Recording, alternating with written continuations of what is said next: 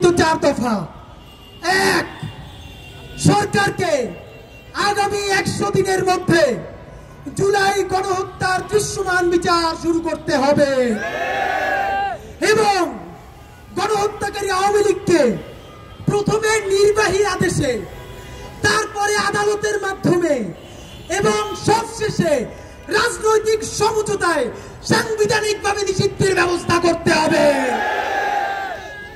দুই, শাপলা গণহত্যার রাষ্ট্রীয় স্বীকৃতি দিয়ে জাতিসংঘের সহায়তায় তদন্ত কমিটি গঠন করতে হবে এবং শহীদদের তালিকা প্রকাশ করে অবিলম্বে শাপলা গণহত্যার বিচার শুরু করতে হবে।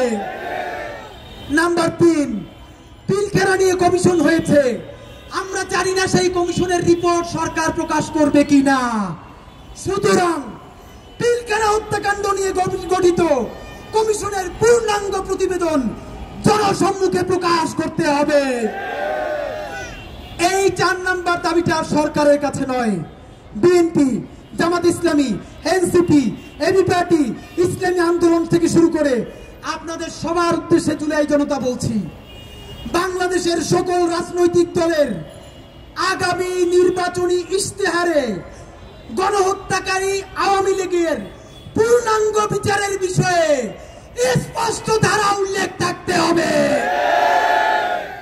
আগামী নির্বাচনে যেই দল নির্বাচনী ইশতেহারে আওয়ামী লীগের বিচার নিয়ে স্পষ্ট ঘোষণা দিবে না, আমরা তাদেরকে বয়কট করব। যদি সব রাজনৈতিক দল মিলে করে তাহলে ভোট হইতে দেওয়া হবে না। আগে সংস্কার না নির্বাচন, এই এলাকা বুঝি না, সবার আগে বিচার।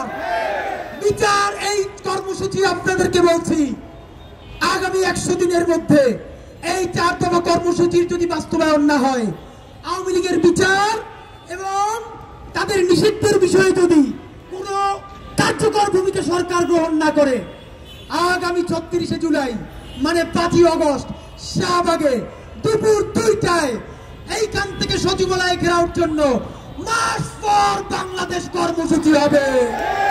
হাত তুলে জাগান, কারা আসবেন? কফিন পরে আসবেন।